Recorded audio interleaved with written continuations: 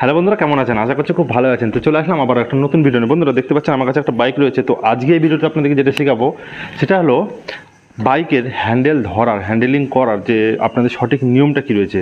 তো এবার আপনারা বলতে পারেন যে আবার হ্যান্ডেল ধরার আবার নিয়ম রয়েছে নাকি? তো আমি বলবো অবশ্যই আপনাদের কন্ট্রোলটা করার জন্য আপনাদের হ্যান্ডেলটা কিন্তু যে আপনার ধরার যে পদ্ধতি সেটাই কিন্তু সঠিক আপনাদের জানতে হবে। তো সেই জন্য বন্ধুরা ভিডিওটা শেষ পর্যন্ত দেখুন। আপনাদেরকে আগে এটাই দেখাবো যে এই আপনাদের হ্যান্ডেলটা ধরার সঠিক নিয়ম কী রয়েছে। আর ভিডিওটা ভালো লাগলে অবশ্যই একটা লাইক করবেন, যারা নতুন বন্ধু আছেন অবশ্যই সাবস্ক্রাইব করে পাশে বেল আইকনে প্রেস করে দিতে ভুলবেন না। চলুন মেন ভিডিওর টপিকে এবার আমরা চলে যাই। তো আমি বাইকে চেপে গিয়েছি।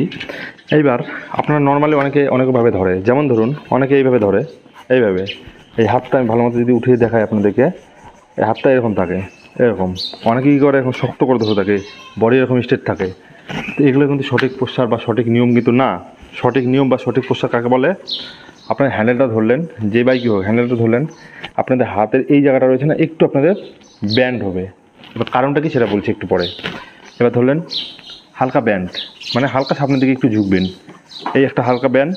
এবং পায়ের ক্ষেত্রেও যদি আমি বলি, পাও কিন্তু অনেক কারো কী বলে এরকম থাকে, এরকম মানে এরকম স্ট্রেট, পা এরকম বডি স্ট্রেট এইভাবে চলায়, এরকম কিন্তু নিয়ম না। পাটা আপনাদের কী হবে, এই জায়গাটা ক্লোজ, পুরো এই জায়গাটা ট্যাঙ্কির সাথে সেটে যাবে, ব্যাস। এই আপনাদের এই হাতটা রয়েছে, হাতটা একটু ডাউন হবে এরকম।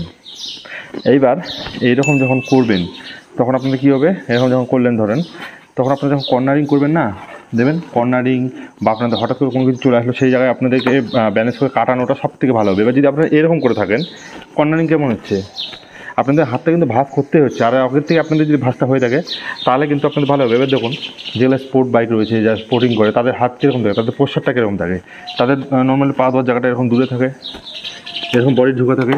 এবার এই হাতটাকে আপনারা লক্ষ্য রাখবেন, হাতটা এরকম ঝুঁকে এইভাবে কিন্তু তারা চলায়, হাতটাতেই আপনাদের কিন্তু ব্যালেন্স আসবে। তো মেন ব্যাপার, আপনারা যখন বাইক চালাবেন কোনো সময় স্ট্রেট হয়ে এরকম করে চালাবেন না। স্ট্রেট হয়ে চালাতে পারেন, কিন্তু আপনাদের যেটাই করুন এই হাতের এই জায়গাটা থেকে একটু হালকা আপনারা ডাউন রাখবেন।